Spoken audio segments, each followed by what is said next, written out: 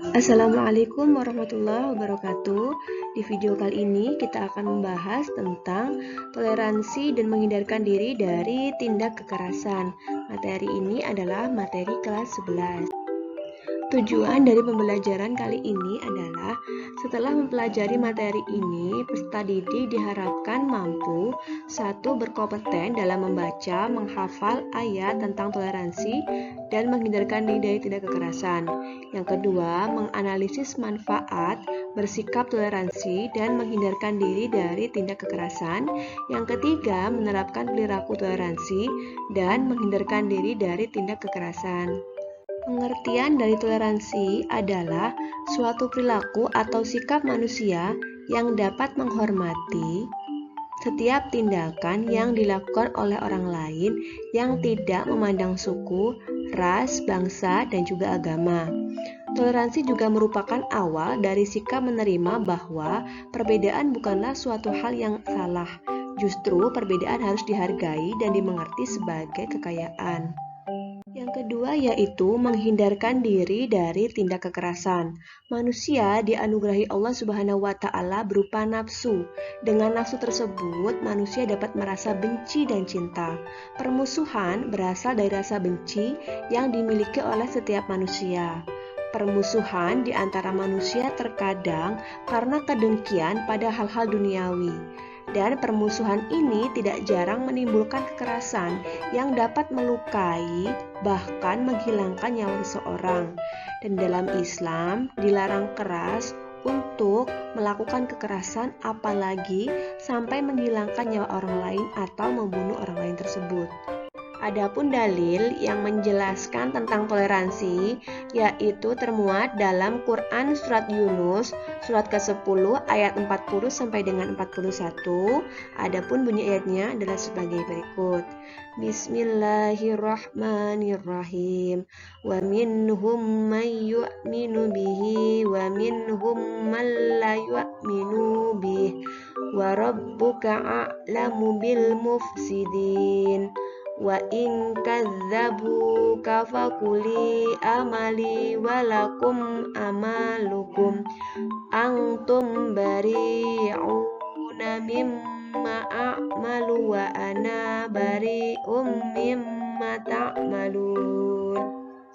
Di antara mereka ada orang-orang yang beriman pada Al-Quran, dan di antaranya pula ada orang-orang yang tidak beriman.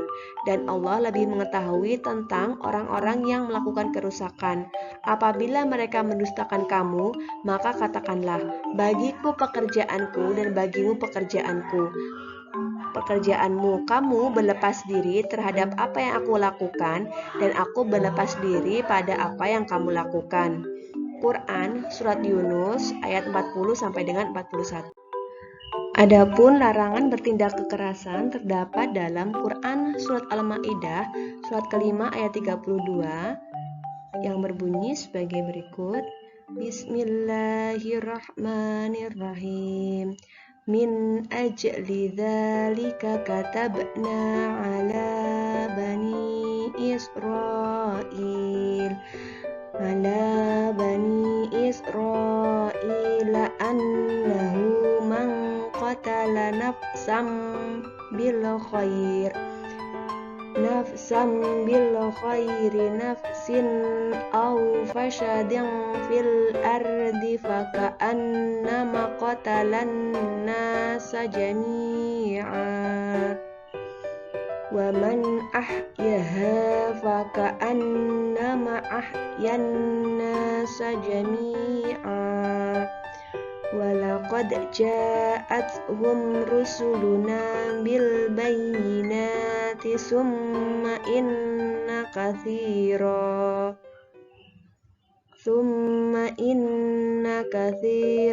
minhum ba'da dzalika fil ardi lamusrifun. Artinya, oleh karena itu kami tetapkan suatu hukum bagi Bani Israel bahwa barang siapa membunuh seseorang bukan karena orang itu membunuh orang lain atau kisos, atau bukan karena berbuat kerusakan di muka bumi, maka seakan-akan dia membunuh semua manusia. Dan barang siapa memelihara kehidupan seseorang manusia, maka seakan-akan dia telah memelihara kehidupan semua manusia.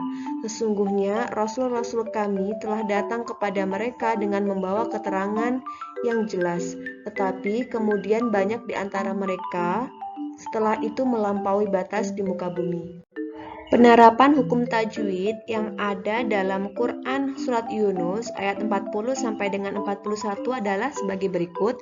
Namun di sini hanya saya jelaskan beberapa. Sebenarnya masih banyak sekali hukum-hukum tajwid yang ada dalam Quran Surat Yunus ayat 40 sampai dengan 41. Untuk yang pertama, wa minhum. Ini adalah bacaan idhar karena ada nun mati yang bertemu dengan huruf H yang dibacanya jelas. Yang kedua, ini ada salah satu waqaf, yaitu waqaf al-waqfu aula, yang cara membacanya adalah lebih baik berhenti. Kemudian yang ketiga, bil mufsidin, yaitu pembacaan mat arid disukun karena ada huruf mat asli, yaitu ya disukun yang berada di akhir ayat atau karena diwakafkan. Yang keempat yaitu ikhfa, bacaannya adalah antum karena ada nun mati bertemu dengan salah satu huruf ikhfa, yaitu ta yang dibacanya adalah samar, bukan antum tapi antum. Adapun penerapan hukum tajwid yang ada dalam Quran Surat Al-Maidah ayat 32 yaitu yang pertama ajli. Ini adalah termasuk qalqalah sugro karena ada huruf qalqalah yaitu huruf jim yang bertasjid atau yang sukun berada di tengah kalimat, maka cara bacanya adalah harus dipantulkan. Yang kedua yaitu iklab, terdapat dalam hukum huruf bacaan nafsam, bukan nafsan tapi nafsam, yaitu huruf ba yang diganti dengan mim. Yang ketiga yaitu mat iwat, bacaannya adalah jami'a, bukan jami'an tapi diganti dengan jami'a. Fathah tanwin karena dia diwakafkan maka diganti dengan fathah. Kemudian yang keempat yaitu hunnah, apabila ada mim atau nun yang bertasjid, yaitu dibaca bukan summa tapi summa inna. Jadi harus diberi bacaan hunnah. Adapun kandungan Quran Surat Yunus ayat 40 dan 41 adalah sebagai berikut. Yang pertama, umat manusia terbagi menjadi dua golongan, yaitu golongan orang-orang yang beriman dan golongan orang tidak beriman. Yang kedua, Allah Subhanahu wa Ta'ala tahu setiap apa yang diperbuat oleh manusia, dan semua perbuatan akan mendapat ganjarannya, baik itu perbuatan baik maupun perbuatan buruk. Oleh karenanya, kita sebagai siswa yang baik hendaknya tidak melakukan hal-hal yang melanggar aturan atau melanggar syariat Allah Subhanahu wa Ta'ala, karena Allah pasti tahu apa yang kita lakukan.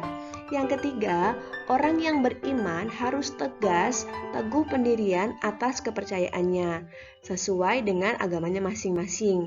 Kalau misalkan kita orang Islam, berarti kita harus teguh terhadap pendirian kita. Boleh kita toleransi, tetapi tidak boleh toleransi terhadap akidah, yaitu agamamu agamamu dan agamaku agamaku. Tapi kalau di dalam hal sosial, maka kita wajib untuk membantu dan juga menolong orang lain walaupun itu berbeda agama. Sedangkan kandungan dalam Quran Surat Al-Maidah surat kelima ayat 32 yaitu dosa besar hukumnya seseorang atau kaum yang membunuh orang lain tanpa ada alasan yang syar'i. Contoh dari alasan yang syar'i yaitu kisos. Kisos ini adalah membunuh orang yang dibunuh, karena ada beberapa negara yang menerapkan bahwa ketika kita membunuh orang lain maka harus diberi hukuman dibunuh. Dan dibenarkan oleh agama. Jadi kita dilarang untuk membunuh orang lain tanpa alasan tertentu. Nah, kemudian kenapa kita dilarang membunuh orang? Karena dalam Quran surat Al-Maidah ini dijelaskan bahwa apabila kita membunuh satu orang saja, maka sama saja kita membunuh semua orang yang ada di muka bumi ini.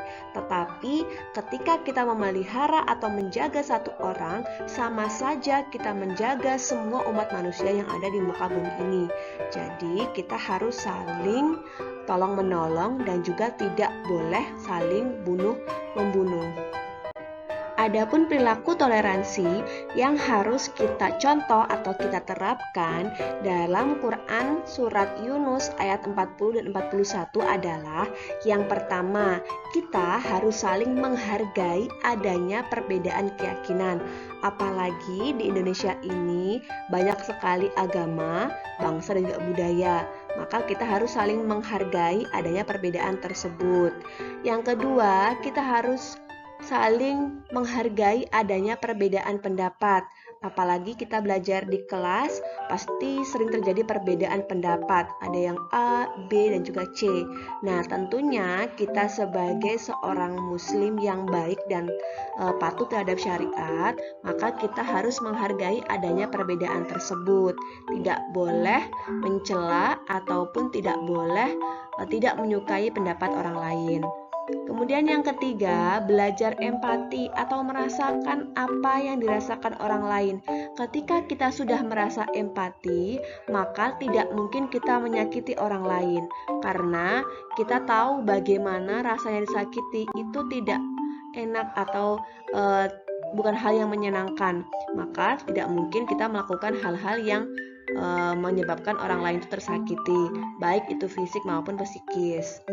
Nah, ketika toleransi ini sudah tercipta di lingkungan kita, baik lingkungan keluarga, sekolah maupun masyarakat, yaitu sikap yang saling menghargai dan juga menghormati, maka akan terbina kehidupan yang rukun, tertib dan juga damai. Tentunya ini yang kita inginkan ya, kehidupan yang tertib, rukun, damai.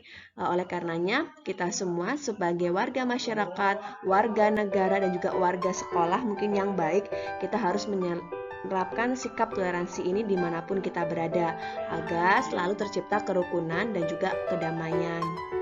Perilaku yang tercermin dalam Quran surat Al-Maidah surat kelima ayat 32 yaitu yang pertama, tidak menyakiti orang lain baik fisik maupun psikis.